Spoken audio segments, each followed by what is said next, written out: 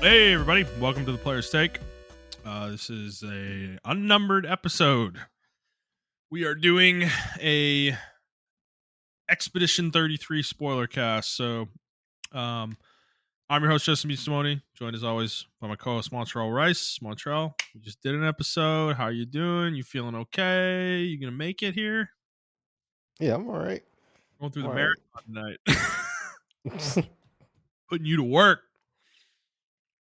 All right, well, so I'm just going to go through the rigmarole real quick, and then we'll just jump right in here. So for those of you who listened before, this is our weekly show where we talk about video games, video game news, and other topics pertaining to video games. We post at 6 a.m. Central Time on Fridays, usually on Apple Podcasts, Spotify, Stitcher, YouTube, favorite podcast app of choice. That's for the normal episodes that we do every week. And, you know, if you guys want to send us questions for those, you can do so on Twitter at The Player's Take or send us an email to theplayerstake01@gmail.com. All right. Montrell, Expedition 33. It's been a long and agonizing journey waiting for you to finish this game. I've been sitting on this for 2 months, I feel like. I think it actually has been like almost 2 months since I finished it. But how do you want to do this? You want to start with like general thoughts, and then we can kind of get into the nitty gritty here. Yeah, that's cool. So how are you feeling? How'd you feel about the game overall? Overall, I like the game. I do like the game a lot. Yeah. It is one of those games where you have to keep playing. If you stop playing it, then you will forget like some actions as far as like timing. Yeah. For dodging and stuff like that. I will admit towards the end, I really just wanted to finish the game. So I played it up to a certain point after I beat what's his face? The guy with the cane for the second time. So by the way. Oh yeah, I'm sorry. This is a spoiler cast, guys. We're gonna get into spoilers. So I don't like this isn't like a non-spoiler section. So if you're here and you have not beaten the game, get the fuck out. Yeah. you know, and you don't want to hear this shit, get the fuck out. So you've been warned. Sorry, go ahead. So yeah, after I beat him the second time, Renoir, I just put it in story mode, bro. I was like, I can't do this. Really? Like, wait, so you're talking about the end of Act 2?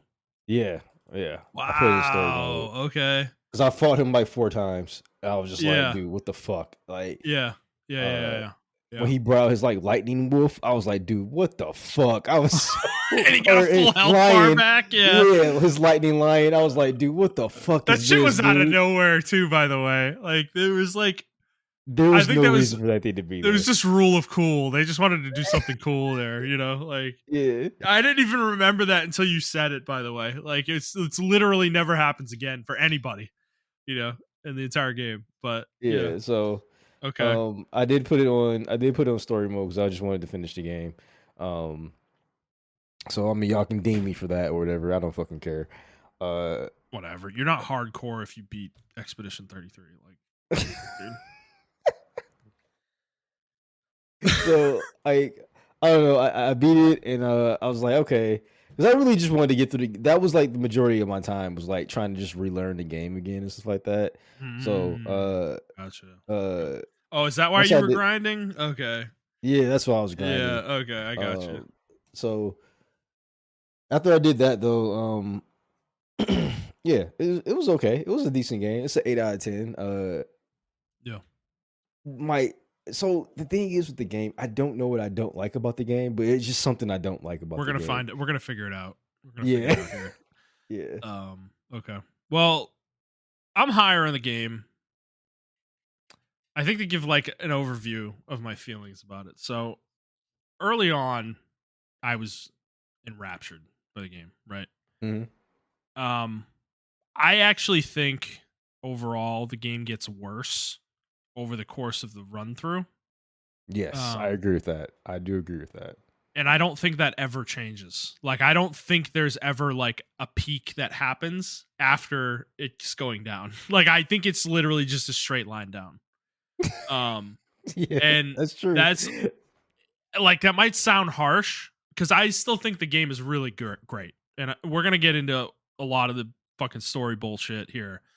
That's probably most of the shit we're gonna talk about, right? But my problems with the game stem from, and I'd probably give it a 9. I think if I was gonna give it a score, Mhm. I've definitely cooled on the 10 that I was feeling earlier on in my playthrough. I'm most certainly cooled on that. So I'm more in a 9 territory. I do think this game is excellent overall.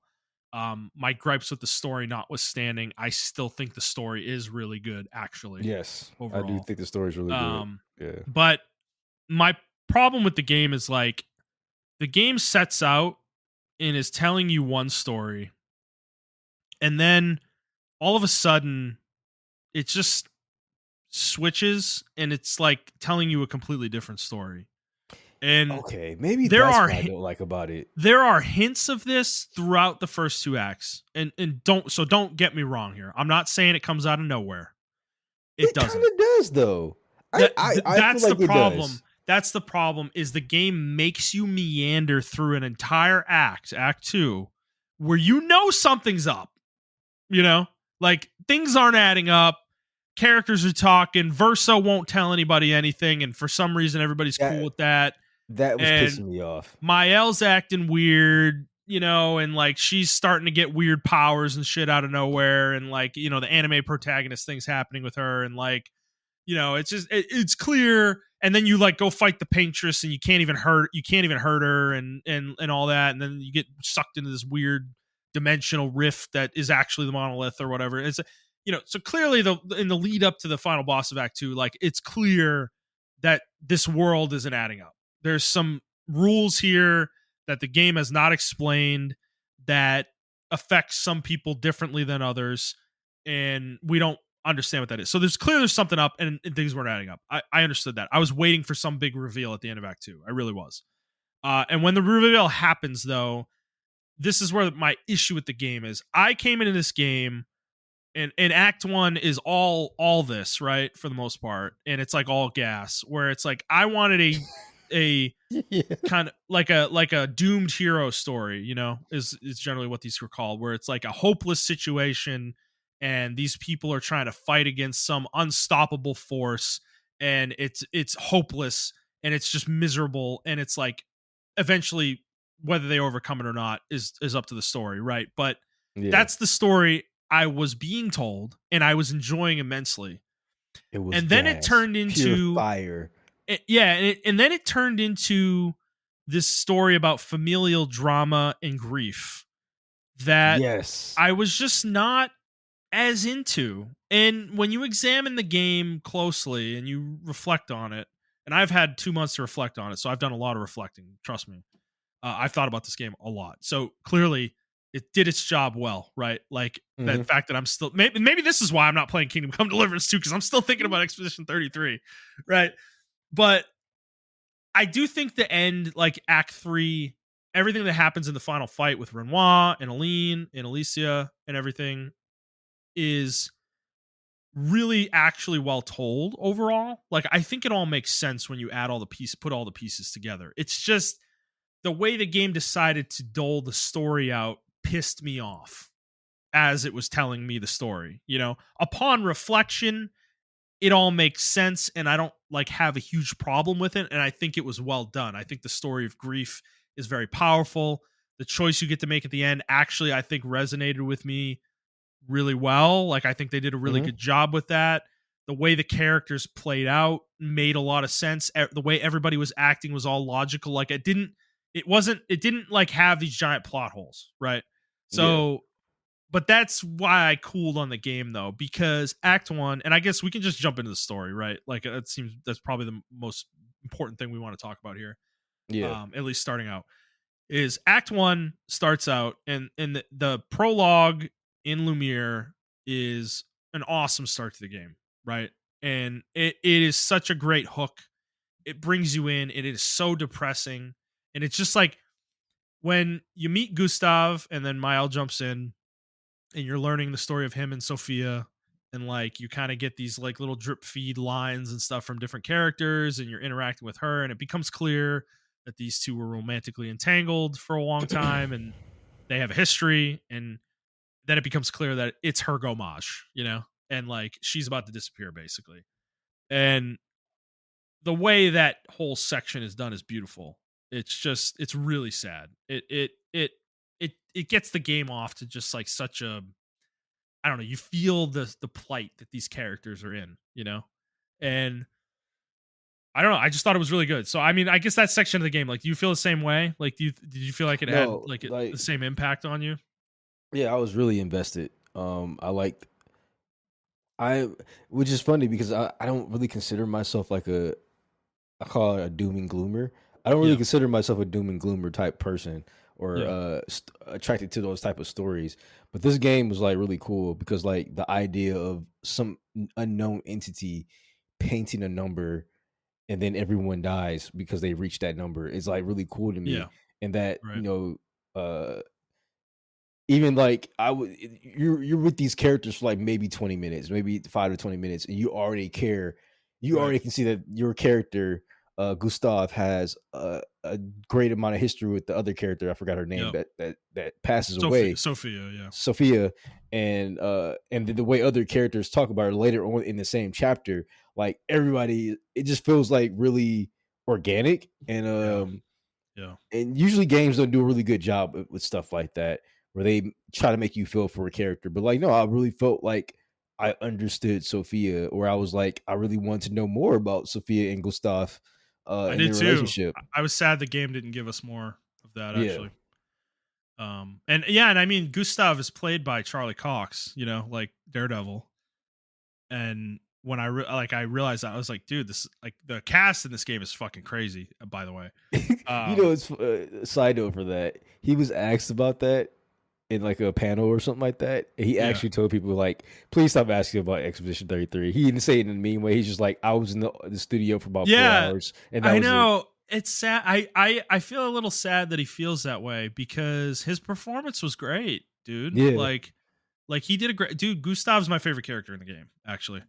Yes, Um, same. and and we'll get to what happens with him later, but it's like, so I thought the beginning was great because, like, yeah, the gomage happens, but then you get the party afterwards where they're like about to leave at the night before, where they're about to get on the ship or whatever, and you get to meet all the expeditioners that are coming with you, and you see there's some history with a lot of them, and they tease Gustav and his nerdy tendencies with the history of the expeditions and that stuff, which is shit. I eat that shit up in these kind of stories. I love Yeah. that the whole idea of what happened with the other expeditions. With the like and that stuff, like the little voice recordings you get from the journals over the Yes, I course of love the game. that I shit. Yeah. fucking love those, and we can get into some of the cool shit with that later on. But I loved a lot of those, and as you get more of them, you really start painting a picture of like how close they were to figuring this all out way sooner. Yeah. Um and it's cool. That stuff was really well done, and I love that element of the game.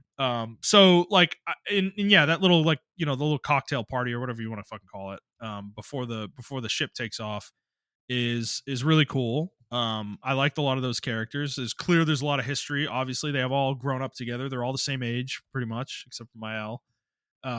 And it's clear that they have a huge amount of like love and respect for each other. Mhm. And I thought it was really well done. And then we get to the beach scene, where they get on the boat and they go over, or whatever. And man, I rewatched this eventually. um this scene was a really great way to start the game, I think, obviously, right? Like, I was thinking, I always, like, as I played the game, I thought of an alternate universe where that didn't happen, and like you actually, like, everybody was alive and you were trying to, like, do the expedition with like this huge cast of characters, and maybe they were like making a camp somewhere that you would go back to periodically and shit. Like, the game could have been completely different, Yeah, the way yeah. it played out. But they decided to do the anime, the, like, I call it the Claymore style thing where they just murder everybody, except for like a couple characters, and fucking they just knock the audience on their ass, right? Like holy shit, like, oh, fuck, like everybody's fucking dead, like pretty much everybody.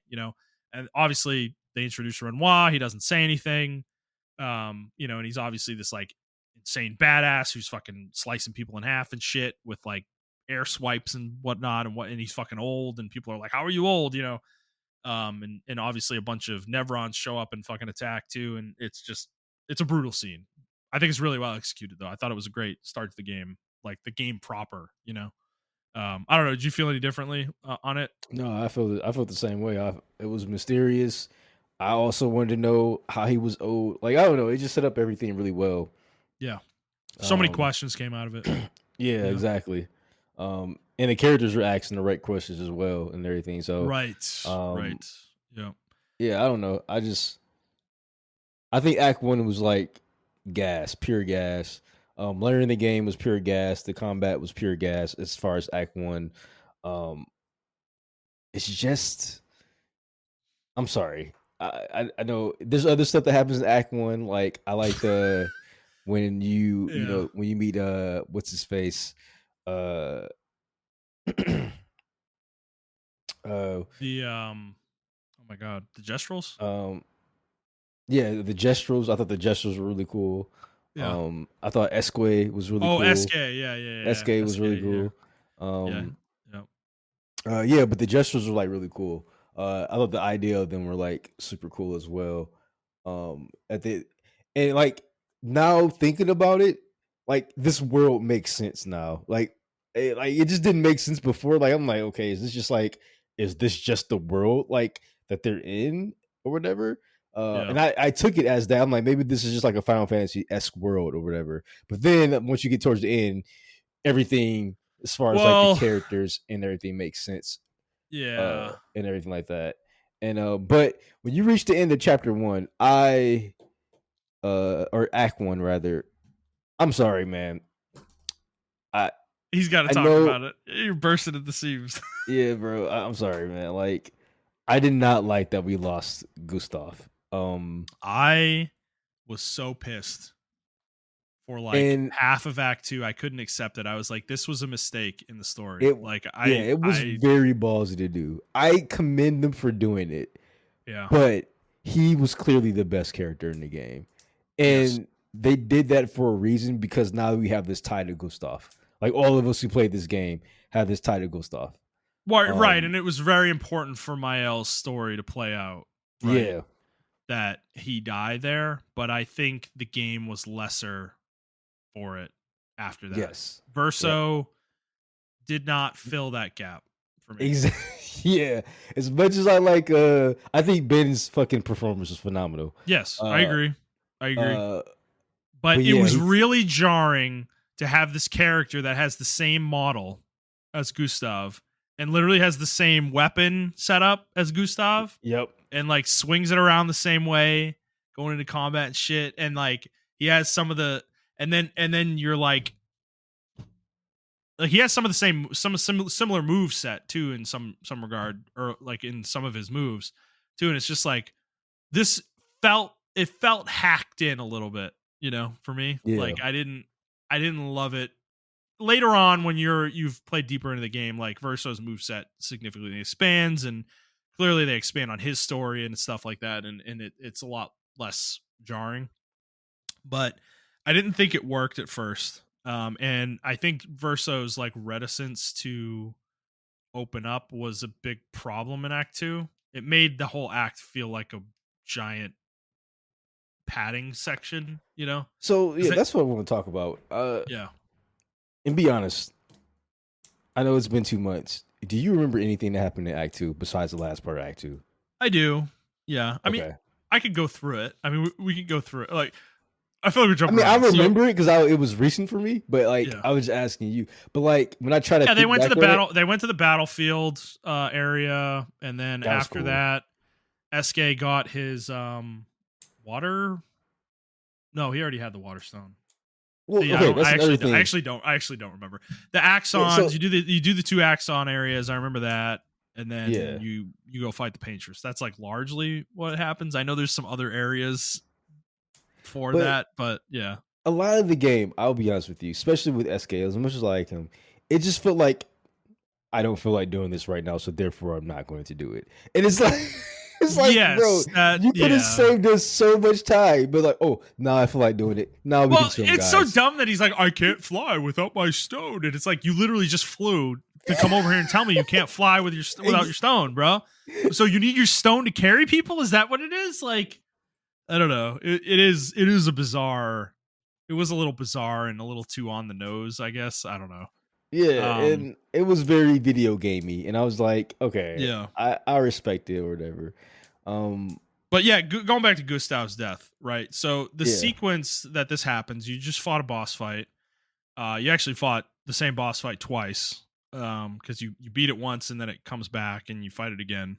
yep, And the characters are celebrating or whatever. And I think this scene is really well done as a scene. Like it's executed very well and it's really powerful and it's compelling to watch.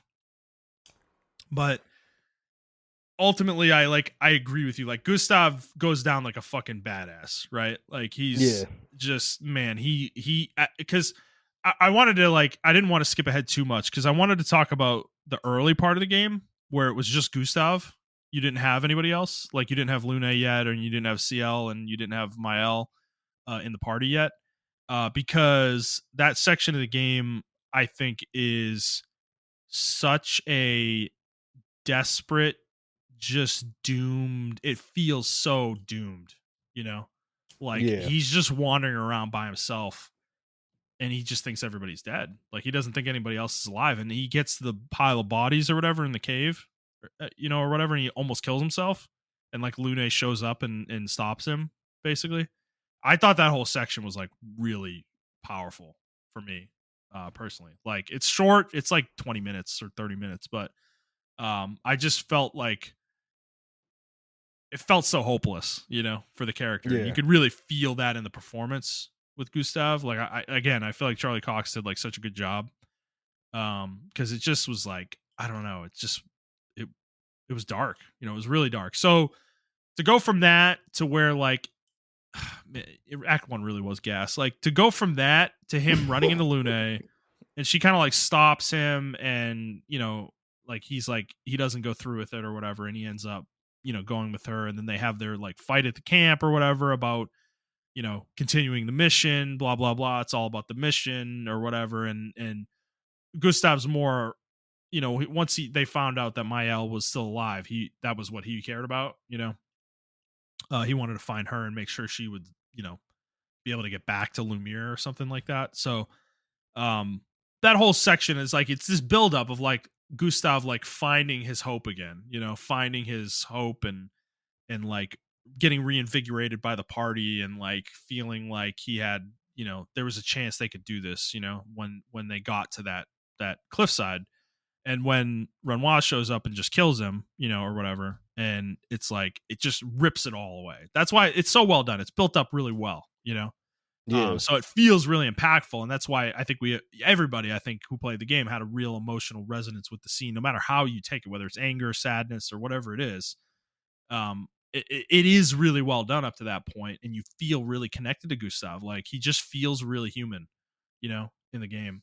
But that's the like so all of that to say the scene is really well executed, but like the story moment for me, I still look back on it and I'm like, I kind of wish they hadn't killed him because I think even the later stage portions of the game would have been way more interesting with him being there, because this is a significant problem with the back third of the game for me is that CL and Lune in particular are just not very interesting. And they never become very interesting. Like there's just not much to them and the game doesn't do a good job of fleshing them out in any real way, even with the companion storyline shit that you can do in the camp. I just didn't feel I think CL's pretty good actually overall, yeah. but like CL's pretty good in my opinion. Lune is really closed off, and I think they did that on purpose. yes, But but the problem she's is the structure of the story doesn't give the game enough time to like give them any spotlight later on, you know? So they just become like side characters once Verso comes in, I feel like, and yeah, they just stay side characters the entire game, the entire rest of the game. So that's why I was missing Gustav the whole game because he had a presence that was really important in the game, and I don't think the other characters made up for that for the rest of the game, so I don't know. Like, do you feel any differently on that? No, I feel the same way. They did feel like filler characters towards the end of the game.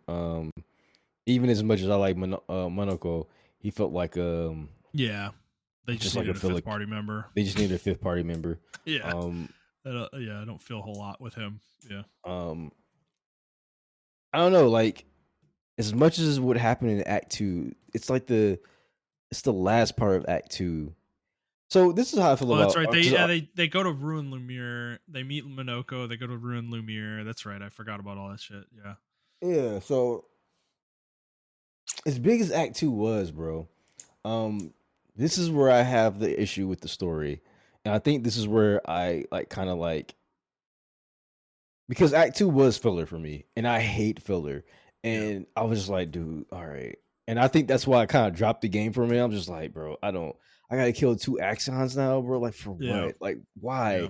Like and then um, also I felt like after you do all that, and also this is another reason why, like, I don't know, maybe, and I golden path the game, but I did do some farming and stuff like that, just to refamiliarize myself with the game after that break I took from it. Yep. Uh, the second half of Act Two negates not only the first half of Act Two, but also all of your feelings for Act One.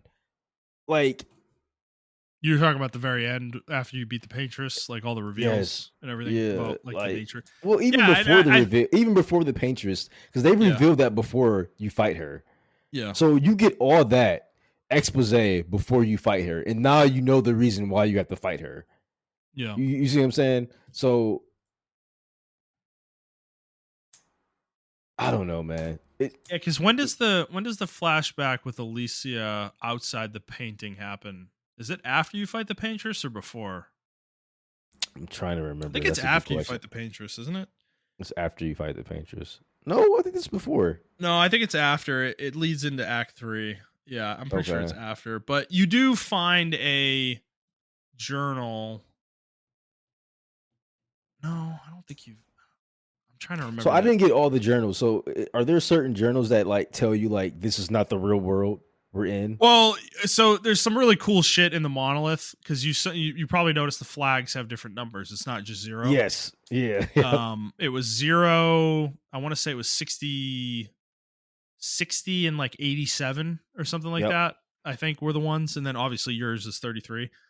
So 87, if you did fully explore the final area before you got to the Paintress, the Lumiere part, you'll notice there's like a hidden section where there's a whole bunch of those like wall um what the fuck are they? I don't even know what the fuck they're called. The things they stick in the wall that you like climb or whatever. Yeah. 87's job was to put all of those everywhere. Like they're the ones who like insert those into the monolith.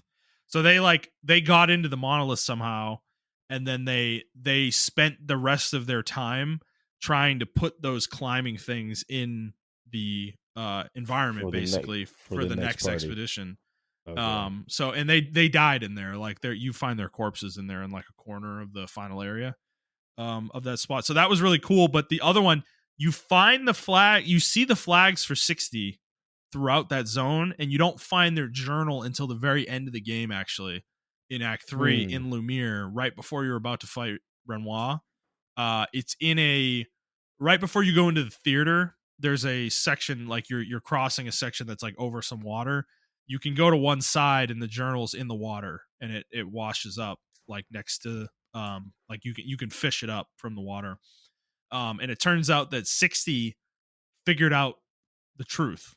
They were like a joke expedition though, because they were viewed as a joke because they were like anime characters basically where they trained naked and shit, and they didn't use any of the technology that Lumiere had on their expedition. They believed in their bodies and what or whatever, and they were like bodybuilders basically. But they were so strong it turns out that they actually were able to break through the monolith barrier without the weapon. What? Like they didn't disappear when they went through the barrier. Yeah, and so they forced their way into the barrier, and they got all the way to the top, and they figured out the reality with the paintress. So one of them was given the task of running back to Lumiere on foot and then swimming across the ocean cap to the island to tell Lumiere what was going on, but he gomaged before he got there. Oh So that's why no. the journal washes up, like it's in the ocean outside of Lumiere or whatever. And it's such a cool little element to the game. I love that little history there. It's like they had the answer. Like they had it, but the dude didn't make it back and nobody knew. Nobody ever found out, the reality of it. And actually, I didn't play through all the side content post game, but there's a side boss called Simon, and I think he's from Expedition Zero as well. But he was one of the people who lived in the painting, and he got fucked up somehow. And he was like a really strong fighter, but he got fucked up somehow and lost one of his arms fighting, and he became like a Nevron basically. That was like some kind of wraith essentially, but I think he's like the hardest side boss in the game. But Okay. when you I think after you fight him, people were saying that Expedition 60 ran into him in the monolith and they died. They couldn't beat him. Like he beat them in a fight, basically. And that's where they died. They didn't get to the paintress. Even though they knew what was going on, um so yeah, there's some history there. So that's a really there's some really cool shit in the journals if you like find all of them. Yeah, like some of the journals were really cool. Some of the journals were hit and miss. Yeah. But I did just like finding the bodies around and then finding Mm-hmm. the journal and then like I'm like, damn, they made it here. Like I It's did dark. notice that Yeah. too. I did notice like I think it was Expedition 66 actually. Because I was seeing the flags all the way up into the painters. I'm like, dude, they made it. 'Cause I'm like, maybe they're just, or maybe it was 60. And I was like, maybe they're just doing this because they need a save spot. There's It might have no been way people. 67. I don't. Yeah, I might it have the was in the numbers 60s though. wrong. It Yeah, was it was one 60 of the 60s. something. Yeah. But Yeah. yeah, now that you explain it with the journals, that makes sense how they made it that far. Because I was wondering, I'm like, dude, how am I getting save flags this far into the Exactly. monolith, Right. dude? Yeah. Because somebody would have had to place them there. Yeah, Like, which I thought that was a really cool concept of the expeditions. Right. Is like all the shit, all the climbing things that you're climbing up on, like the rock faces and stuff, and all the flags you're saving at were placed by a prior expedition. yep, And like I love that like that's cool. Like the game's environments are like actually lore within the game. yep, It's like that. I yep. thought that was a really cool element to the game. Yeah, me too. Um, That's one aspect I really enjoyed with the game. It was just like everything made sense within the context of the game, even yeah, though even like the last part of the game made sense within the context of the whole framing of the game. yeah, Um, and but yeah, I don't know. It was just a really well told environmental storytelling, in my yes, opinion. Yeah. yes. I think that's why though that the end of Act 2 is so disappointing because, and then especially the way the game ends because I feel like the reveal of the what are they? The Desandra family, I think is the name. With Renoir, Aline being the paintress, Renoir coming in the painting to like pull her out because Verso died. She was like super sad and she just threw herself into his canvas or whatever that he painted. And then Alicia going in after them, becoming Mael, growing up in this world, and everything, all the reveals that happen with that.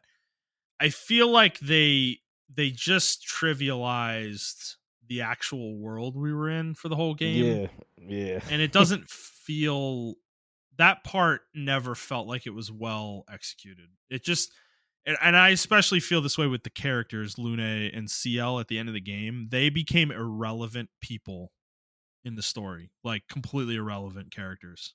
Yep. And I I really disliked that because it just and it became like too glib with the way like everybody just disappeared, and it's like that was it. Like that's how this ends for 67 years of fucking struggle. This world is just deleted basically. It's like it was too glib. Like it just didn't feel right for me. I don't know. I don't know how you feel about all that. Yeah, so I chose Verso as well. Just to let you know. Yeah, the ending. But yeah, the ending. Actually, I, so there's one part though. Did you notice at the end, right? If you chose, I think if you chose, I don't know if this happens on everyone's playthrough, but if you chose Verso, I know I'm skipping, but I just wanted to get this part out. Uh, you We're saw, jumping. It's fine. We'll jump back. yeah, yeah, but you saw CL come out to like kind of hug Verso or whatever, and then I think someone else came out Well, to no, like, Lune sits there and doesn't go yeah, Lune through, sits and there and she's like, fucking she. I'm not. She stays in there. That's the most character they ever gave her in the entire game. Is in that final moment. Like, it's frustrating because like that felt like really real. She's pissed. She's like, dude, you're just deleting the whole world. Like, fuck you, you know, basically. Whereas CL is a little bit more, she kind of understands it a little bit more, I think, from her perspective, Yeah. Um, and I don't know, So I maybe took she. it as like the world's not getting deleted, but the world's going to continue as what's intended. I don't know. No, in Maybe Verso's ending, the it's world gets deleted. deleted. Yeah, the Okay. canvas is destroyed. Yeah, I mean, they don't overtly say it, but I mean, everything that plays out after that scene is in the real world. So, Yeah. um, that's the Yeah. implication. Whereas, did you watch Mael's ending? No, I haven't watched it yet. I was Okay, going so to watch it, but Mael's ending is, she basically, like, she wins the fight with Verso. He dies, and as he's dying, he says, or what does he say? He says something really powerful. Actually, he's like, I don't want to live like this anymore. I can't live like this, like, or something like that. Like, he's mm, expressing that like it's like torture for him. Like, he doesn't want to exist like this, in this world, knowing these people, knowing that he isn't real, and all that shit. So Mael recreates everybody, resets things, and basically, they live quote unquote happily ever after, but like there's a tinge of darkness to it because nobody speaks in the final scene with her. And Verso is up on stage playing piano, but he's like an old man. She like let him age, I guess, as part of her deal with him to like do this. And he's playing piano for her, but he looks like miserable, basically. And she like they they do this thing, and it's a little bit too heavy handed, but they just show her like with like looking like the paintress, in like one shot at the end, like she's basically mm. like evil essentially. Um, so there it was a heavy handed way of showing, because I mean the two endings represent like um letting an addiction take you over. That's Mael's ending versus letting go of said addiction and facing your grief, and moving forward. Is that was Verso's ending. So I think it's very clear there's a good and bad ending there. Like Verso's ending is the good ending technically, even though it's sad. And Mael's ending is kind of the bad ending because she's like letting herself stay addicted to the painting, and fooling herself into this fantasy world that's never real. Um, Yeah, and that's why I didn't choose her. When they were explaining it, I was just like, yeah, none of this is real. Like yeah, we're all doing this because Alicia, or yeah, Alicia wants to stay in this world, and I get it too, right? Actually, before we get to that, let's go back to Act Two. I'm sorry, I'm sorry I even jumped that far. So yeah, for Act Two though, we yeah. were in the middle of Act Two or in the Act Two, right? We're in the end I of don't Act know. Two. Oh, we've jumped from Gustav to like the end of Act Yeah. Two, the end of the game. I mean, All we're at right. this point we've lost the structure of the All right. conversation. So So at the beginning of Act Two, though, I yeah, had an issue with Verso because, in my opinion, Justin, yeah, I think the first half of Act Two is completely irrelevant. I'm gonna be honest with you. I yeah. mean, It's a yeah, lot of just wandering. Like you're not yeah, doing anything up until like even meeting Minoko. I'd say up until you get to Lumiere and you do the end of the section of Lumiere. I think a lot of the Lumiere section is just filler because they split the party up and yeah. fucking it's fucking annoying. or whatever. But when they get to the mansion and fight Renoir or whatever, Yep. that's when things start to happen in Act Two. Up until that point, I agree with you. It's just a lot of traveling, and I mean, yeah, there's the fight on the bridge where they fall under the bridge into the giant blood pit with all the bodies and shit against that like the Nevron that has like the two swords or whatever. Yeah. Mael, has her outburst or whatever, where she's like, how can you guys keep doing this or whatever. But other than that, I mean, yeah, not a lot happens in Act Two up to the point where you fight Renoir for the first time. It's kind of it definitely feels fillery. It's very padding filled. And even that fight with Renoir, it's like it's not even really the full fight. You just fight him like halfway, and then nothing really happens. Like the mansion disappears, and Verso's like fuck, or whatever. Yes, Um, even that. It was just so like, dude, it was just so we're gonna keep fucking with you. We're gonna keep dangling the stick in front of you. Pretty And I'm just much, yeah. like, And I mean, the Axons were largely the same way. I liked the Axon environments, specifically oh the yeah. Seren one, the dancing one in the Coliseum or whatever. Yeah. I love that whole section of the game. The music there was beautiful. And it felt very serene, and that's the whole point, right? It's serene, but it's not. It's like really fucked up. And it's trying to lull you into this sense of like calm that doesn't exist. It's like because if you let yourself fall into it, they're just gonna kill you. You know, it was that environment was really cool, and then the other one, the faces, visages, was also cool, but not as interesting for me. That one didn't hit as hard, in my opinion, but. And then yeah, I think we went to the monolith after that, and it's the whole thing with the paintress. So, um, yeah, I don't know. I keep getting stuck on the whole, the world being a canvas thing. It's like that's the real break point in the game where you're either gonna like it or you're not. I feel like, um, and because I don't know, it's just I don't like it when stories like this concept of like the world not being what it seems. Right? It's a common trope, right, in storytelling.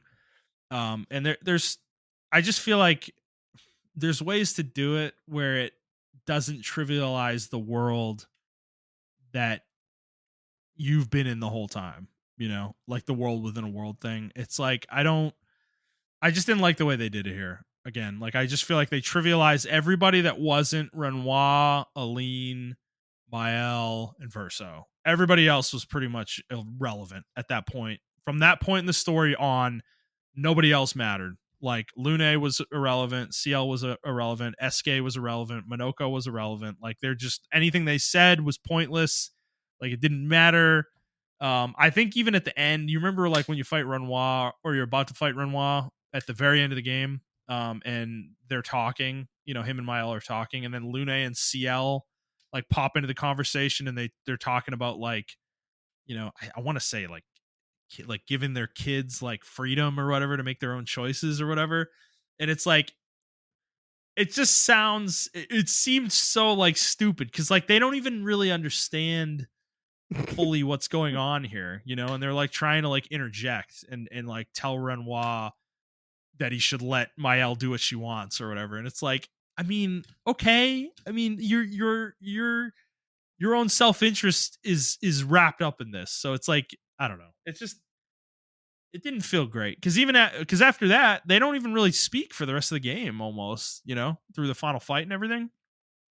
Um, so I don't know. It's like that aspect of the game. That's like the one part of the game that's really stuck with me that like I really don't like. I like we'll get into like the final fight and everything that happens there and the importance of it all. And I think it's beautifully done actually overall, but like I still just I can't get away from that. It's like the way they just kind of threw away this whole world that they built. It's like I don't like it when storytellers do that. It's because these and there were concepts in here that they could have gotten into that they really didn't, like these people having their own free will. Like yes, they're made up and they were painted, right, but what does that even mean? Like they were created, they have free will, they have children, they have lives. Like just because they're in a painting, does that mean it's okay for us to just get rid of them? It's like the game doesn't explore that though. It never really gets into that. So it's like I feel like there's like a waste. It's kind of wasted, in that regard. I don't know. Like, I'm kind of rambling, but I don't know. You hear what I'm saying, or feel the same way in some of this way, some of the I stuff. hear what you're saying. Like, I do feel like the game or the game that's how exactly how I feel. Actually, I feel like the game just kind of threw this world away. I was actually really, I was, I respect it and I like it, and I don't respect it and I hate it. And I think that's like really Yeah. good storytelling, in my opinion. I Yeah. don't know Right. how to feel about it. Yes. That's how I came away from the game. Is like I Yeah, didn't really know how to feel about it, because and I think I think this world they created within the world was so interesting. cool, Yeah. interesting. It was a Yeah. really cool world that, like, in the end, Expedition 33 failed. In my opinion, everybody got gomashed. The world got destroyed, No and matter there what was happens, it's true. yeah, Either ending, and they either failed. ending, yeah, they fell, and I, I so I don't like I do like doom and gloom stories. I'm not a teenager, like I'm not like, you know, fucking emo 15-year-old. So it's just like those stories were Yeah. cool back in the day, but Yeah. like now that I'm older, I do appreciate a good ending. You know what I'm saying? I do appreciate, like, just having a good ending or whatever the fucking case may be. Um and yeah, like this ending was so dark. Like everything was just dark. And then like the Yes. world itself was really cool and the world building was really cool. I just wish the world was real. And it just made me fall out of love with the world after I found Well, that out. because I don't yeah, want to do a replay through the game. You see what I'm saying? yeah, Like, yeah. No, I understand too, and I agree with you a lot. I think that because like they introduced the world outside, right? With the sister, what the fuck is her name? Oh my god, Clea. Yeah, Clea. clear, yeah. Briefly, right? And she's in the game for like a fucking scene, and she's clearly like when you read through the lore though of like some of the side content and stuff, because I did do some reading after I played the game to understand some context and things. And Clea is like a hugely important character in the game's lore. Like she like created the Neverons apparently, and she made a lot of the areas that we go to and stuff. Like, so, but she's like not involved in the game at all, pretty much. Like, it's really funny that like she has this like huge impact or whatever. She's actually there's a like version of her in the painting too that is a side boss, I think, also. So, but all that stuff with her and her talking about the writers and their war with the writers and stuff, and it's like, what? Okay, what is that? Like, what are you talking about? And they never explain any of that, obviously. And I just like, I didn't care though. I was like, I'm not invested in this. I'm not invested in these people. I don't know who Clea is, I don't even really know who Yeah. Alicia is. Like, I know who Mael is. I don't know who Alicia is. I know Well, Renoir. I just assumed Mael was Alicia, but in a different name. I Right. assumed everything that we got. So that part, I But they're do feel different like they did. people though. Like, that's the thing. When I she think they're the same turns, person. I think they're the I, same person. They're the I don't same know. person. Just like that's the version No, she no, wanted to I be. mean, you're right, literally, right? Like, Mael is Alicia, right? But like, I'm saying that like the Mael from the first half of the game is different from the Alicia in the second part of the game. See, that's where I kind Um, of disagree. I don't know. I feel like Mael is living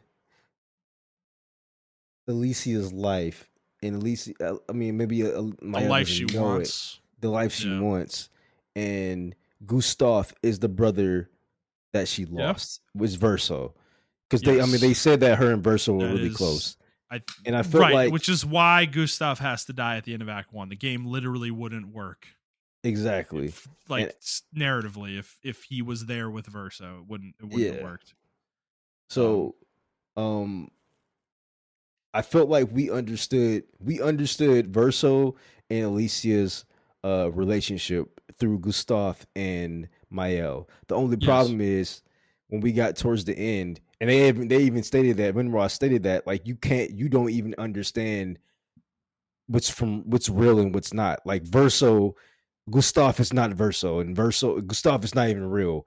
But you can't understand that.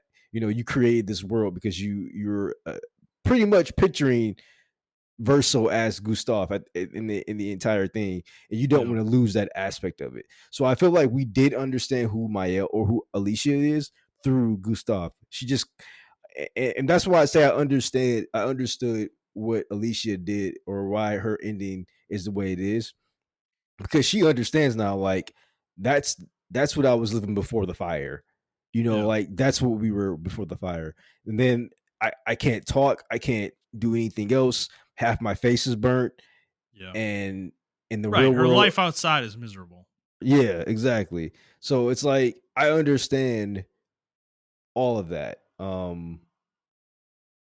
But yeah, I don't know. That's the part I do understand, or I do think we got to learn Alicia through Mael, through Yeah. that I can aspect. see, yeah, I see where you're coming from. But I I think can that see your point too. Like makes you're like, sense. that's not even her. Like that's a totally different version of her or whatever. But I think both interpretations work though, actually. Like yeah, I think yours makes a lot of sense. Actually, and but from the perspective of mine, they are different people because she like changes precipitously, right? When she turns into Alicia and like gets the white hair and all that. You know, it's the Alicia from outside the painting, you know, um, that we get to see in the third act, yeah, and yeah, and I mean all the stuff with Aline, right? Like she created Verso and Renoir from the painting, like the painting version of them. The Renoir we fight for most of the game is not the real Renoir. It's Aline's creation of Renoir, right? And then Verso is also her creation as well. But he eventually rebels because he can't take it anymore, knowing the truth, yeah, that he's just a fake creation or whatever. Like he doesn't want to, like, it's just all a bunch of bullshit to him. Everything. Um, so and that that leads to the final conflict at the end of the game, and I think the final boss fight is awesome. Like I think it's really just everything about it, from the actual fight of like playing the battle, the cinematic parts of the battle, and when like Aline shows up and she fucking like anime, fucking DBZ style shows up through the fucking portal or whatever and summons her paintress giant form or whatever and fucking punches the Axon or whatever. Yeah, that shit was sick. And then And then like the uh second, my favorite part was like the second part where he does this little flying move, and then Mael was like, "No, not this time!" And then she like yeah. stomps it in the air. That shit Well, was so I fucking cool to loved me. so the music in that boss fight is incredible. Like it's oh my god, I've like been obsessed with it since I beat the game. It's so good, the track that's playing Yeah. during all this.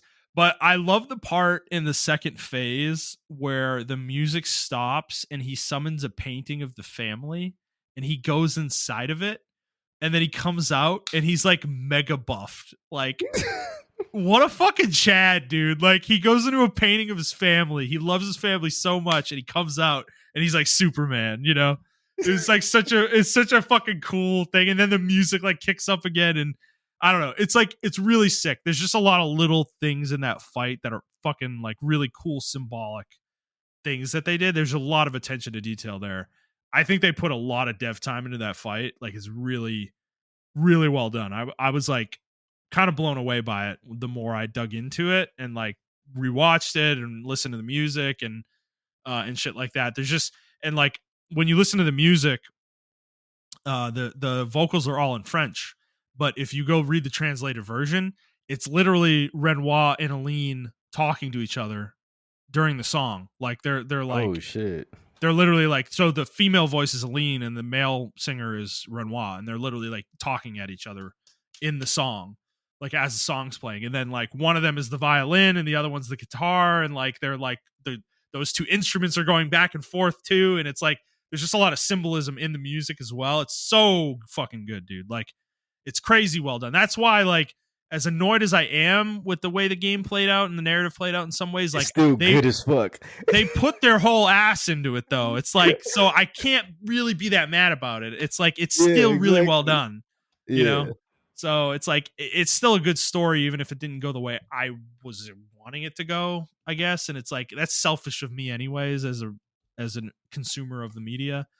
They can tell whatever story they want, right? So I don't know. So that's why I ended up like landing on a 9. You know, it's like there is some dissatisfaction, but it's like when you sit back and like look at the whole game, I mean, it all makes sense. All the pieces fit for the most part. But yeah, that final boss fight. I mean, did you feel the same way when you were doing it? Like, were you like fucking amped, dude? Like, I was like fucking standing up and headbanging and shit. I mean, the fucking music is going so hard there, man. Like, I Yes and no. I was like kind of annoyed by that time of the boss fight, but I appreciated everything that happened. okay, And I was like, I put the game on story mode, and I was mad. I wasn't mad at the game. I was mad at myself because I was just mm, like, you did this lose probably would, something. You did lose yeah, something. That fight is actually pretty tough on normal.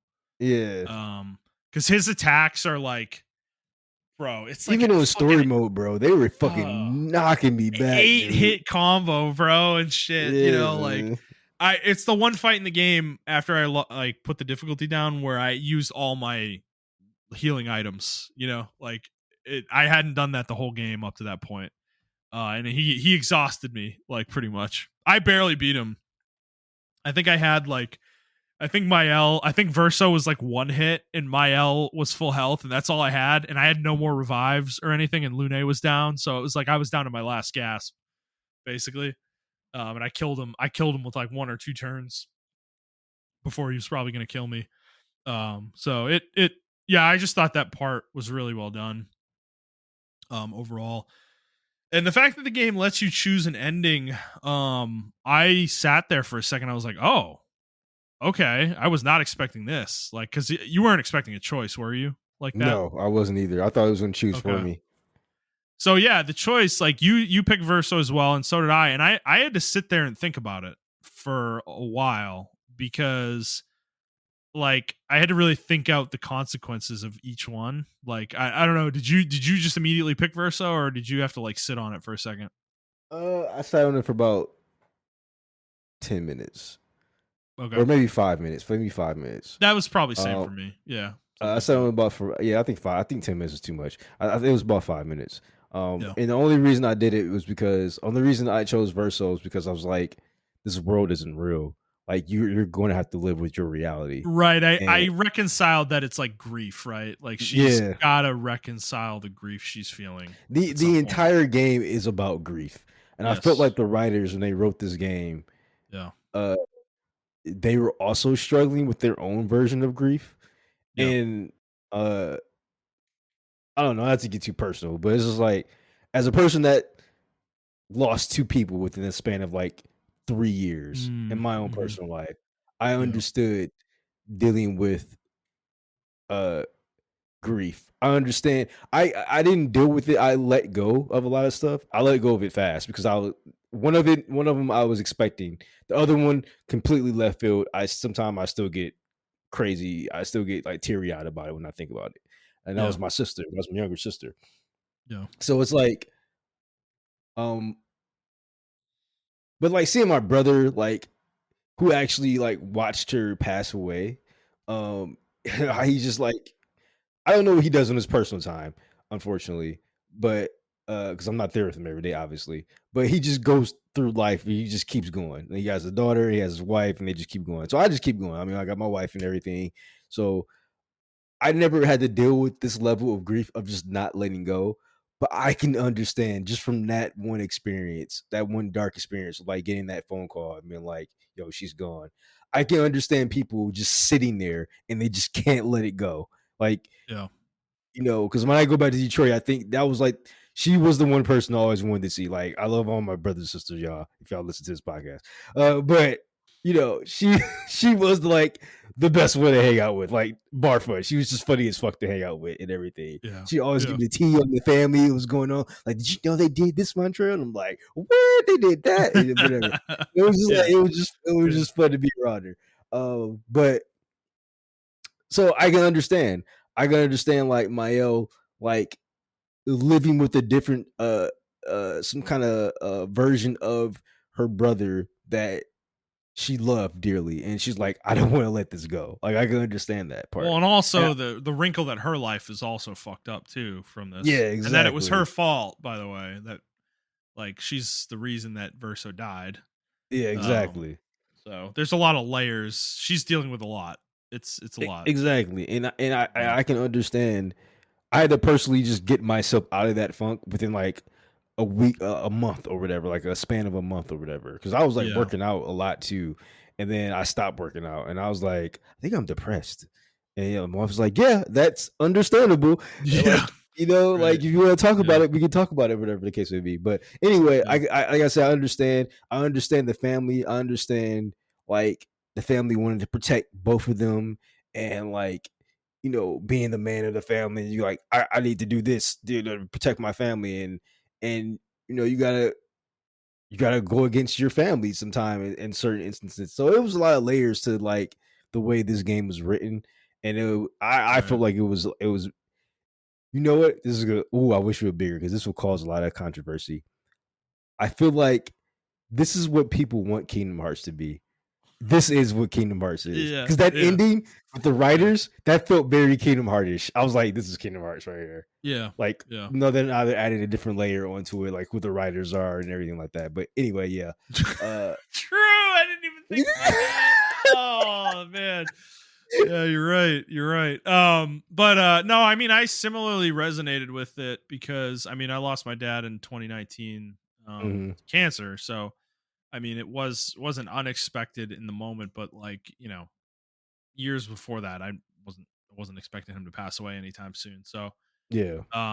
it was tough and I don't live there though, so I had to come back with a week after it happened.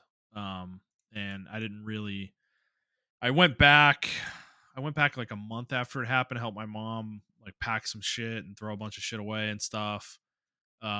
So that was when I got to like kind of I guess move forward and like let it go or whatever. Mhm. So I've similarly had that experience. It's not like a shock thing though, the way Mael went through it, right?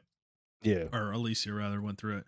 But I do feel strongly though that the correct answer is to move forward. I Yep. don't think letting yourself fall into some addiction or fantasy or whatever you want to call it, alcohol in real life, like that's the parallel they're drawing, Yeah. here is basically that these characters were going to kill themselves if they stayed in the painting, the way they wanted to, and that was Renoir's whole point. Is like they're in real life terms, it's like they're drinking themselves to death, basically. They're living through a bottle, with alcohol or something like that. So that was the clear parallel I saw, and I was like, once I saw that, it was kind of like, yeah, I mean, there's only one choice here. Um, it's hard. It's going to be depressing. It's sad, but it's like, I mean, you won't be able to live your life. And there are some people I've seen like defending Alicia's point of view that like, who are you to like take this away from her? If she doesn't care about the real world, then let her live in the painting. And it's like, it's such a naive, like I feel like it's a really naive view because like, okay, what about Renoir's feelings though? Like, or Aline if she comes out of the painting, or Clea's feelings, like they're all part of the family. Yeah, they're So all affected by this, and exactly, like they just lost Verso, right? Like, and they're just gonna let Alicia kill herself too? Like, like of course not. You're not gonna let it. Like, family's not gonna do that. So at the end of the game, it's funny that like Renoir's like positioned as the villain the whole game, but he's not. Like he's not the bad guy.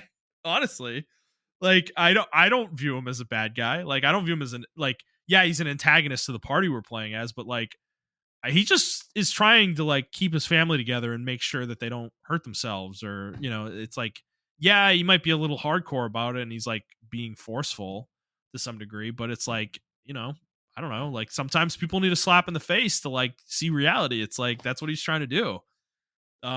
So it's like it's an interesting flip because yeah, I mean Renoir, the whole game is an asshole, but it's like through Aline's point of view because the Renoir we see is her creation, so she's making him an asshole.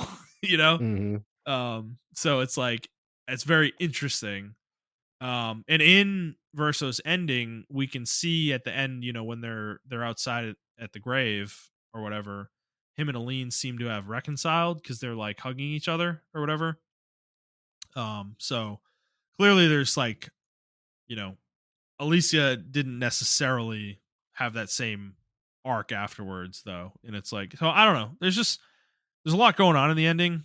Um I just think I still have the issues I have with the way Act 2 ended and everything and the painting and all that. I do wish the painting characters got a better outcome, in some way, and were more relevant. But I do like the way Lune at the end though is like staring at Verso through the painting, is just mean mugging him, like yeah, how could you fucking do this, you motherfucker? Like yeah, go Well, ahead, also, do it. she just found out her whole existence is fake. Like, how would you feel Well, and about she's that? about to be she's literally about to be dissolved, too. Yeah. So no, that's my point though. It's in line with her character, right? Like she would feel that way. Like she would be pissed. And I like that. I like that little detail. Like that little wrinkle was cool. Um so um what other story things haven't we covered? Uh, I'm trying to I think. don't. I think we covered that. I mean, we can talk about like the Gestrels a little bit, but I don't really have too much to say about them. I mean, I think they were like a cool little like, Yeah, they're the Moogles. They're yeah, basically Moogles, the Boogles. like Yeah, did you like though that they're like obsessed with fighting? yeah, I did like That is kind of that. funny. Yeah. Oh, actually, one thing I didn't mention in Act 1. So I told you I went back and like watched the beach scene again. Hmm. And yeah, a little detail. If you go watch it again, you'll see Verso there, and he saves Mael in the chaos. Like you'll see him show up. Really? Yeah, there's a moment where Gustav sees Mael and looks at her, and then he's forced to look away because of an attack happening. And in that moment there's a flash and you see Verso picking her up, and then there's another flash and he looks over and Mael's gone and Verso's gone with her. So he was the one who wrote the note on the stone in Act 1 that led them Mm, to finding Mael, basically. So, which is interesting. I thought that was a cool detail, actually. yeah, that But is pretty cool, actually. um that's the closest Verso and Gustav ever came to interacting with each other too, besides when he died. Because yeah, I would have liked to have seen an interaction between the two of them, because to your point, like he's supposed to be a mirror for him. Yeah, I think very clearly, and I think you're right about that. But it would have been interesting to see them interact, for sure. I think that I don't know. I just the Gustav thing, it sucks because like he's like this really thoughtful character, and he really brought a lot out of everybody else. So when we lost that, that's the reason Act 2 kind of sucks, because like Verso doesn't have that same charisma, you know. Um, and maybe that's the point. I guess I don't know, but I think that is the point. I mean, he was his mother's creation, from what I understood. So yes, like, Verso was yes, Versa was, yeah. So like, we don't have the understanding of, and I feel like Gustav was Mael's creation subconsciously, yeah, um, that would make sense. and or Alicia's, whatever. Yeah, So we saw like this more reserved version. I mean, because like it's like your parents, right? Like your parents have this version of you that you see, or that they may see your siblings as, but then you see your siblings as like this other version of them, maybe because you see them more unfiltered and everything of that nature, more than yeah, your parents do. right, And I right. think that's probably what like Verso, the way he was made was like his mom. That he's very stoic His and mother's image, right? yeah. Yeah, So I don't know. I feel like but I do agree with you. Like that's why Verso. That's why the first half of like chapter or act two rather felt really bland, because you're right. Like Gustav brought out the best, or not the best. Yeah, I'll say the best. He brought out the yeah, best in every yeah, character that he came yeah, across and everything like right, that. And they all yeah, bounced off of him like really well. yeah. Right. And I felt like the conversations he had at the camp with everybody were better overall than what Verso ends up having with everybody. Yeah, Because the first few conversations that Verso has with most of the characters amount to some version of "Who are you? What do you know about the other expeditions? Why aren't you telling us anything?" You know, and like some version of that, and it's just really annoying. Like it's like the same conversation over and over again.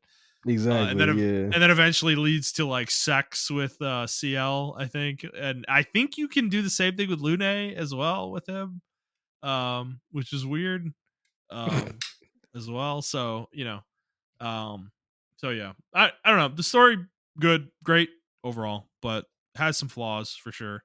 Um, Other stuff, combat. I guess like you want to get into the nitty gritty of that a little bit. uh, I actually don't think the combat's that deep, I don't in either. I my mean, opinion. It's I it's think really just it's really just don't like dodge or parry. It's like yeah, not that. It's just even when you comes down put to how well you do that. yeah, even when you put points into defense, which I did put a lot of points into defense towards the end, it is just dodge or parry. I think they need to balance that. But Yeah. I do like that you can dodge and parry. I think that's a really cool aspect of turn-based Hmm. games. I think that's more engaging in turn-based games.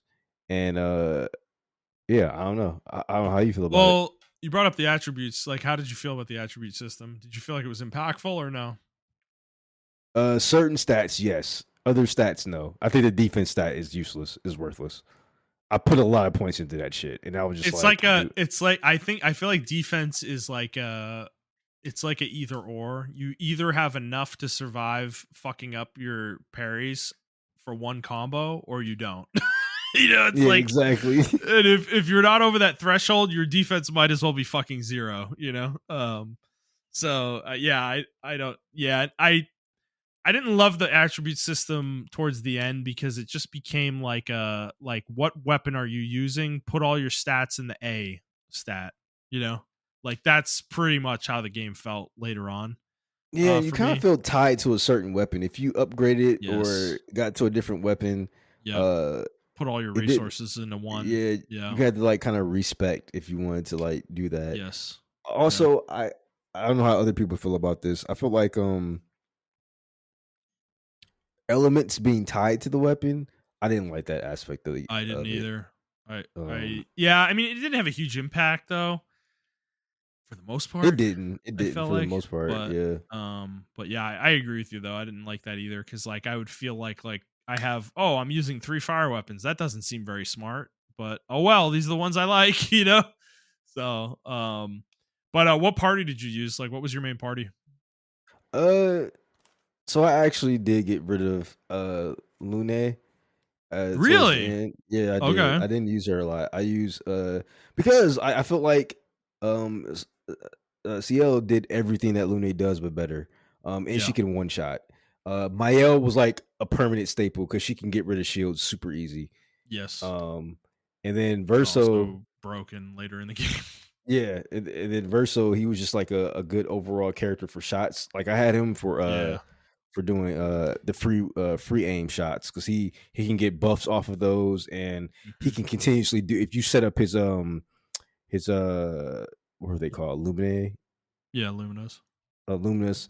If you set up his Luminous right, you can almost do an infinite spam of fucking shots. Like there's one time I got like 20 shots off of Yeah, one because in you one get an turn. extra AP sometimes when you shoot. Yep. Yeah, and stuff. Yeah. Well, So okay. So yeah, my party was Lune, Verso, and Mael for the most part. Um, I didn't use CL or Minoko at all, pretty much. Which I think if I replayed the game, I probably would use CL.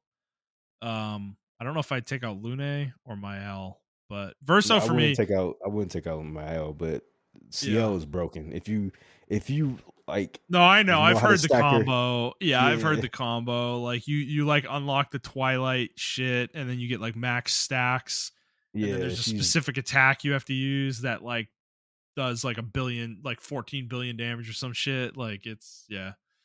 Um, it seems crazy, but um, yeah, I used with Verso. Did you use? So what weapon did you use with him? Because I used the one that your perfection was based off your health, not whether you dodged or not, like didn't take damage. Because I Oh, was finding that I was fucking up the dodges too much with his normal gameplay flow. So I just embraced the health one, and I used abilities that like lowered his HP when he attacked. And then I mhm. would have max perfection, and then I would just do these like mega attacks that would fucking obliterate shit because his perfection was S. You know, Yeah, that was how maybe I I ended should up have done playing him. that. I just used I can't remember the weapon I used, but it wasn't that one. And I Okay. didn't actually see the point of using that one that you mentioned. I couldn't see the vision with it, but now I do see the vision Well, with it. That there's an ability he uses where he loses 30% of his health for the attack. mhm. But it does a fuck ton of damage on its own. So it's like you start with that one because I think at low perfection it does bonus damage. I think it's when you're at C, Yeah. or whatever. So you're at C, you use that one, you do a lot of damage with that attack specifically. And then there's another one that does a shitload of damage the lower your health is. And so I would have him at like 1 HP. I would use that one. And bro, he's doing like 30,000 damage because it was like 3 different attacks or whatever. And it was max 9,999 up until the end of Act 2. Yeah. And he was my damage dealer for a huge amount of the game. Because of that skill setup. It just worked really well. Whereas with Mael, I used her more for like fire and burn application. That build ended up being really strong later in the game. I know there's like an attack you can use where just she like obliterates shit. I didn't use that. I didn't want to break the game like that. But and then Luna I use more as a support. Like she was like my healer, reviver, basically. Yeah, see Um, that's funny because I didn't use her. She was my backup. So her and Minoko was my backup and I use her as a closer. But uh CL just she fucking healed so much and attacked yeah, at the same time. So I yeah, wasn't sacrificing a turn doing a heal when I use CL because she has an attack that uh based off how many stacks and how much damage you do can heal the party. And I used to do a fuck ton of damage with her. And it wasn't even capped by the cap, by the yeah, 9,999 cap. So yeah. you can still heal your entire party with that based off one attack. It was fucking crazy, dude. Yeah. Yeah, I probably will try her next time because yeah, Lune, the stain system with her was really tough to manage to get her to like Yes. do a lot of damage. Like it Yeah. it was annoying. There's just a lot of setup you had to do, and it wasn't worth it. Like I could just do it with Verso without even thinking about it, bro. I literally was just spamming 30k, 30k, 30k. If the enemy didn't attack him, like when he was at 1 HP, I was just 30k every turn, 30k, 30k. It's just like it was fucking broken as shit, dude. Like so yeah, I don't know. And like even if they killed him, I would just revive him and he's at half health already. So I could just do the combo again. It's like it was so strong. It felt so strong. So yeah, Lune didn't really shine for me, but she worked as a healer. I used her as that for most of the game, and she helped. I kind of used her as a burn applicator actually for Mael as well, like a sub burn applicator because Mael's later attacks consume burn to do more Yeah. damage. So I was trying to like, dude, I was getting up to like 75 burn stacks and shit, and like the boss was taking like 10% of its HP on its turn or whatever. It was fucking nasty. So I don't know. I thought the combat was fun overall. I liked building the party. Um, the skill trees were probably too big overall. Like there's too many skills. Like there's just so many that are terrible. But that's part of the fun of the game though, is exploring the tree and figuring out what skills work for you and what build setup works for you. There is a fun element to that. So I thought it was pretty well done overall. But yeah, the combat though, I mean, to your point, if you're able to parry, like you're gonna win. It doesn't matter what your stats are. It's Yeah. like it's literally as simple as that. So no, I think the game is well done. It's fun. Do I think it's like the best shit I've ever played? No, not really. But I do think for a turn-based game like this, like it worked really well. So um other aspects. How did you feel about all the boss fights, I guess, in the game? Like are there any standouts for you? Uh I'm not gonna lie to you. I think a lot the ending, the boss fights, the spectacle of the boss fights are really cool at the end. Yeah. Uh, but a lot of the boss fights pissed me off because I had to learn them like 5 or 6 times. Uh, Yeah. Yeah. I really don't think the game gives you any room to learn the game without dying. Uh, in my opinion. Right. You just have to Uh, die to learn. Like yeah, you you got just to have brute to. force it. Yeah, and some of the side bosses were cool. I did not beat the boss with the face on it, like the different faces on it. It was a side boss I was trying to fight, and I could not beat it for the life of me. I can't remember what the name of that Huh. boss was. I Okay. did like the boss though. Uh, if you went down in the tunnel and then the walls were enclosing on you, I did like that boss. I don't know if you fought him. You talking about the one under the bridge with the two swords No, in there was a in the boss. blood pool, or No, no, oh no. wait, It was an optional boss where if you uh it was in the cave and you drop down the hole and then you find like all these dead bodies or whatever. But it turns out that the boss had like a time limit, and if you reach the time limit, the walls will smash in on you. Did you fight that boss? no, I didn't fight that. Oh shit! I didn't do any side content in Act 3, by Oh the way. really? It wasn't. I It wasn't. It was like in Act 1 or 2, I think. okay. I might have Yeah. I guess I don't know. I didn't find it. There was a side boss that one shot you if you didn't parry. Yeah. Yeah, And I I remember tried that that. boss. Yeah. I tried that one a few times and I was like, "Nope, fuck this. I'm done." So so yeah, there was that one, but no, I did a lot of the beach things. The stupid gestural like beach platforming challenges. I don't know why I did them, but I did them. I did a lot of them. But no, I like that boss in the blood pit. I thought that boss was cool. I liked Aline. I liked the final boss. Oh, the Renoir fights are really fun as well, actually. And yeah, that's probably about it. I guess of the ones I fought, you know, those are probably the standouts for me. Environmentally though, like what was your favorite area? I really liked it was one environment where they looked like they just got done fighting a war. I think it was the scene before you fought the The boss with all first the blood.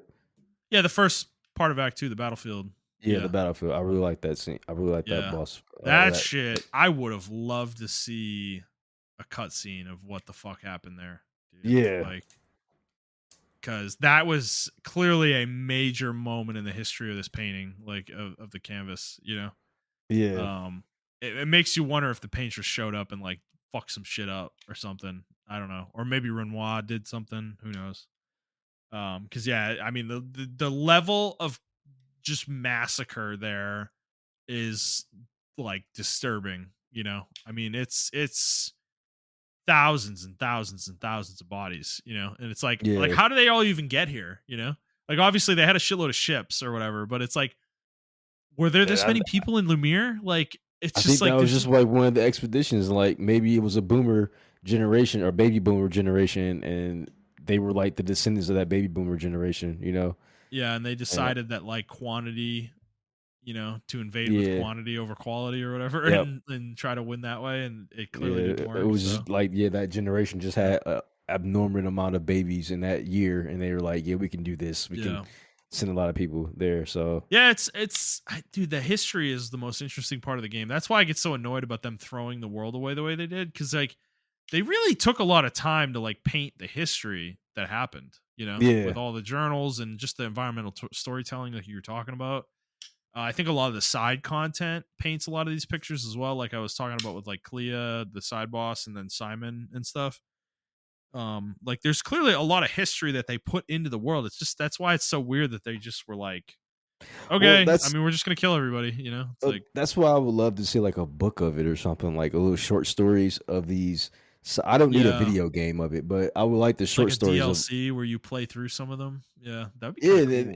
and I don't, and that's why I said I don't really need that because like it is an undertaking to do that for some of these expeditions. But if you give me like a small short story or small little book or something like that for each expedition and what they Comic, went yeah, through, or comic or something like that. That would be like really cool for that. Yeah. Well, because there's a lot of numbers we don't have journals for as Yeah, well. exactly. Because yeah, the other thing is there's no journals for the first like 15 years after Expedition Zero. You know, um, the first uh, the first journal I think is 84. I want to say. So you know what? I might have mixed the numbers up earlier. I think it was 84 and 67 were the ones that got to the monolith, Yeah, yeah, something like that. But yeah, there was no journal for a long time. And people are speculating that they like didn't send expeditions because they didn't know what the number meant on the monolith, you know? yeah. Um I mean that makes sense because I mean, how many people actually live to be 99? or Actually live to 100, be you 100? know. You know. So yeah, when you start turning 85, some people do make it to 85 or 90, and you're like, wait a minute, everybody's dying at the same time, and then they probably Well, realize or it. the other theory is like there were people who were disappearing. It's just they were doing it in like private, you know, and it was so Mm, few that nobody noticed. If you have a 100-year-old fucking grandpa and he's laying in bed and then all of a sudden he's not there anymore and you're just like, where did grandpa go? You don't know what the fuck happened. It's like you know like you were out of the room when he disappeared. Or yeah, whatever, and like you come back in and it's like, oh, he's not here. What the fuck? Where'd he go? It's like, so it's like it is plausible that they wouldn't understand the gomage for a while, and that's kind of fucking that's like a really cool detail. That's what I mean. There's like real thoughtfulness to it, with some of this stuff. It's like that's why it's so disappointing that they just like, I don't know, it's like they weren't interested in this world after a while for some reason, so I don't know. yeah. It's gonna be really interesting to see what they do with the next game. I don't even think it's gonna be called Expedition. I think it's just gonna be called Clear Obscur. I think that's gonna Something, be the the the series. title. Yeah, the series. Well, do you think it's going to be a sequel to this game, or do you think it's just going to be like something completely different? I think it's gonna be something completely different. I Yeah. can't. The reason I say that is because like they introduced this whole concept of the writers and Yeah, but everything then like that. isn't that your Kingdom Hearts, right? They have It, to it continue is. it, bro. We got to know more about the writers, Montrell. Yeah, that's what I'm saying. That's what I'm saying. I don't think the expedition is going to be a thing. I think the paintings themselves are going to be different worlds. Oh, okay. Well, that's what I mean. Like they're going to continue in this world, though. Like No, I I was don't think. asking, like, I don't think they're going to continue in this world. I think they're going to make well, I guess different I mean worlds. like the writers and all this stuff, like the plot Oh of the yeah, game, yeah, yeah, like this yeah, universe, rather. I guess is what I should yeah. say. Like I was asking, like, are they going to stay in this universe, or are they going to go to like a new IP, like with Oh the no, next no, no! game? I think they're going to stay in this universe. I mean, they Okay. did the Kingdom Hearts thing. They got it, and they made so much money off They this got to game. keep it going. Yeah, well, Yeah, because you're right. I was thinking the same thing. Right, I can totally envision this second game or third game down the road where like we go into like 8 different paintings, and it's like fucking it's fucking bonkers, and it's like, oh, hey, Sora, I'm Goofy. What are you doing here? Fucking get out of here, motherfucker. Some goofy shit starts happening or whatever. It's but I mean, you're saying that, but I can definitely see us going to different worlds and like figuring out the problems in that world or why that world they don't understand why their you world's fix the deteriorating. canvases, yeah, or Yeah, something. Yeah. Oh, that's a yeah, cool concept. Like maybe that's like Alicia's calling after all this is like I want to fix these broken canvases, or something yeah, like that. exactly. Or it's Yeah, like that's a cool something's going idea. on with Clea because I can see Clea like really turning to the dark side and being Yeah, like, she's like a rage monster, dude. She yeah, she could just tell she's got a monster under the surface. like, like she does not like Alicia at all because of what yeah, happened. right. Or we get a prequel to like why the fire in the writers happened, Yeah, um, right. so Well, I do the actually, writers have their own worlds, like that's mm, told through their writing or whatever? That would be kind of an interesting concept. maybe the writers wrote them, and it's another No, world let's within a not do world. that. We don't need the Inception bullshit. Okay, like this better be the real world. Okay, you can't pull that bullshit again. Well, I don't. That's what I'm saying, dude. Because like, also like, I don't know for you, they never explained the whole idea of like in this world why canvases have powers. Like they have powers. You see what I'm Right. saying? Right. This is like an alternate Earth, like 1800s Earth, clearly, right? Yeah. And yeah, why do painters have these like magical powers, right? Yeah. And they just never explained it, and we just like accepted it. It was like, oh, okay, yeah, this is what Right. it is. Right. So, Right. I would like a prequel. I think the next game is going to be a prequel, uh, or they may just make DLC and make a prequel to like what happened and That and might be stuff like that. better. Yeah, that might be better. I think if the next game is a prequel, people are going to be pissed. But I don't know. We'll see. It's interesting. All right. Well, I don't know. I thought we'd go longer here, but is there anything else you want to talk about with the game? Nope. Yeah, I thought we'd go longer too because you said you've been chopping at the bit to talk about it. So, Well, we speed ran the story, man. You were jumping from you were oh, like I'm jumping. sorry. You were like SK, bro, like flying around. You were like, oh, I want to be over here. Oh. I will You know? say, Verso, SK, and Monoko, like their relationship is like really cool. I like the conversations with Oh, they them. were so it was cute. They were cute. They were definitely Yeah, cute. There was a real like it's fucked up though because they're just like made up imaginary friends basically is what Monoko and SK are, Like it's like really sad when you know that, cuz like SK is like a doll in the real world that Alicia has at the end or whatever in the ending. That she's holding on to and it's like wow, so he was just like an imaginary friend that like Verso made up, you know, yeah, which is really interesting, you know. I don't know.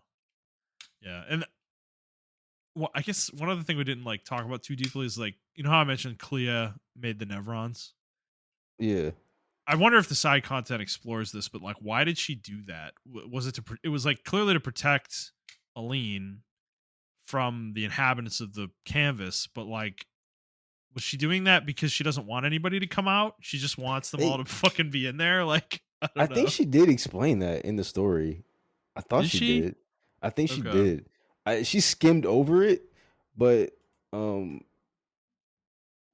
yeah, it was something to do with like Winrar, Winrar, and Aline. Like she did it be, to like. I think she was trying to stop Winrar from getting to Aline. It was something weird. I All right. This is I according got to it. Reddit. This is according to Reddit. Okay. Clea created the concept of Nevrons when her and Verso were spending time together in the canvas when they were younger. Clea plus painted Clea created the Nevrons after year 49 in order to help her father get Aline out of the painting. These are the Mm, Nevrons we fight throughout the story today with the purpose of locking the expeditioner's chroma post death. Interesting. What? How does that even work after year 49? How does that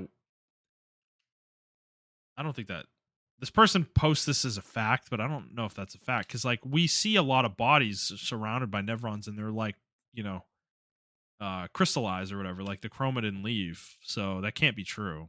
That it was year 49.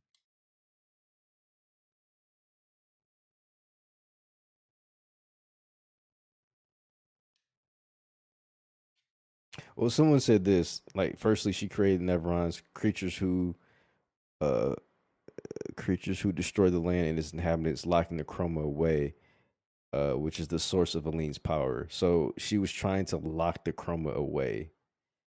Secondly, Yeah, so Aline wouldn't get it, yeah, and that would force her out of the painting because she would run out of power eventually, yeah, right? Because that like when they died, the chroma would return to her, and she'd be able to just you know use it again.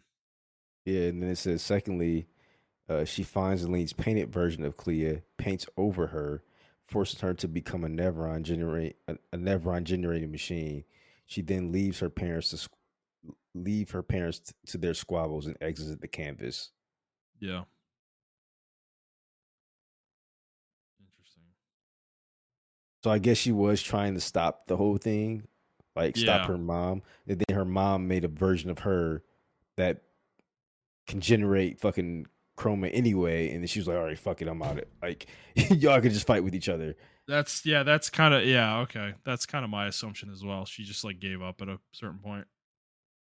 And Yeah, but Whereas then it like, says Clea fetches Alicia, suggests she hops into the canvas to assist Renoir.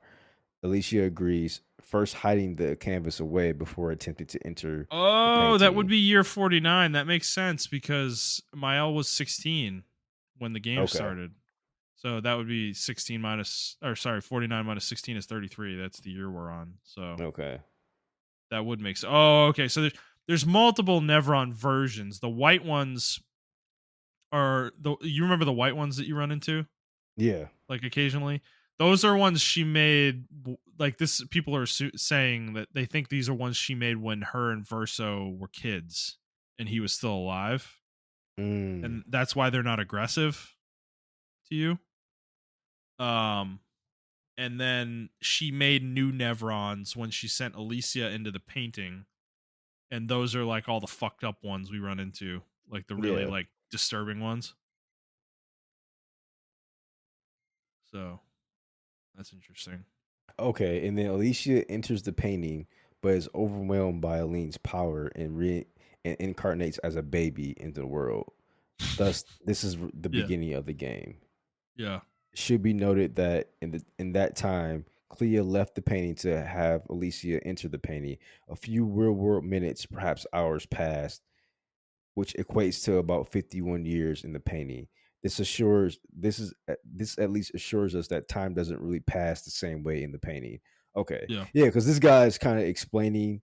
Because this other guy asked a whole bunch of questions, like about the uh in characters we meet and stuff like that. And then this guy's kind of like explaining bullet point by bullet point what's going on Yeah. and Okay. everything. So Gotcha. yeah, and I actually this makes a lot of sense because there was a lot of stuff that was kind of like I was like, oh, I'll learn about it later or whatever. But that makes sense because that one was one that was like really telling to me, like the flow of time. I wonder Yeah. how time was flowing. I mean, I saw that both of them were frozen outside, so I assumed they were frozen for years. But then that doesn't make sense because obviously Alicia is still young as fuck. So that But makes some sense amount that of time passed, like because like Renoir's like graying and stuff, and so is Lean. yeah, So I think they aged some amount when they were in there for 67 years or whatever. And it clearly could be. their perception of time is real. Like Renoir feels like it's been 67 years because when he gets out, one of the things he's yelling about at the end of the game when you're about to fight him is like, I spent 67 years in this fucking canvas, basically. Like, like Yeah, and I think it's like we're 67 years fucking to done. We're done. I'm not doing this anymore, like yeah, and I yeah. think for him when you're in the canvas you feel the 67 years, but when you're Yeah. outside the canvas it's still like a couple of minutes. And It's not this is long, my yeah. but this is my prediction. I feel like you age faster because you are in the canvas. So like say you go in the canvas as like a 21-year-old and then like 2 or 3 minutes pass and let's just say that's 51 years. When you come outside the canvas, you've aged that long because you're in the canvas, if that makes any sense. Right. I think that's the risk. I think that's why Renoir is talking about them killing themselves. Yeah. Um, because like if he leaves the canvas and just lets them do their thing, they're gonna die in there because Yeah. like time is not passing the same way. So that's interesting. But this is what I mean. Like the history of the game is really interesting. Like there's a lot of really interesting lore, you know, under the surface. It's kind of it's kind of a shame that a lot of it's like hidden in side stuff. Um because I don't know, they did a really good job with it. So Yeah. but cool. All right, man. Well, anything else you want to say before we call this one? Well, what was the whole point of the numbers going down though? That was a lean. Basically, that was her power evaporating essentially. Oh, So okay. the Okay. countdown to zero was how long she had before she was going to run out, basically. Okay. Um, because that was like because remember she was holding Renoir in like a stasis, basically. Um, and that was like really draining for her. Mhm. So that was the point. She had that amount of time she could last, basically, and that was her. She was trying to communicate to the inhabitants of the world that, um, in 100 years, the apocalypse will come, Yeah, basically. Winrod's gonna destroy all y'all. Like, just Yeah, getting out of here. basically. Yeah. Yeah, so that's what that was. Which is kind of cool. It's like a interesting explanation for it. So yeah. Okay, yeah. Now the game makes a lot more sense. Like, okay, I'm glad we did this because like it was some stuff that I was still kind of fuzzy on, but between Yeah. you Well, and I mean, then you got like to read explain, about it, dude. Like, it is a deep game. There's a lot going on in symbolism and stuff. yeah, But that's what I mean. That's why when I came around to it, I'm like, I like the game's still great. Like they did a good job with what they were trying to do. It's just yeah. It just you know makes me mad that they're throwing this world away. the I don't know. rug pulled still pisses me off. It's like it is what it is, though. Yeah, It's kind of interesting. I've not felt that way about anything in a long time. yeah, Um, yeah. No, this is a really you good know, game. Maybe I'll up it to 8.5.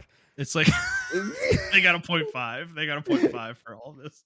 But yeah, no, it's like it's a really strong game. And I haven't really had a piece of media make me like stick on it for so long because, like I said, I've been eating the soundtrack up for this game, dude.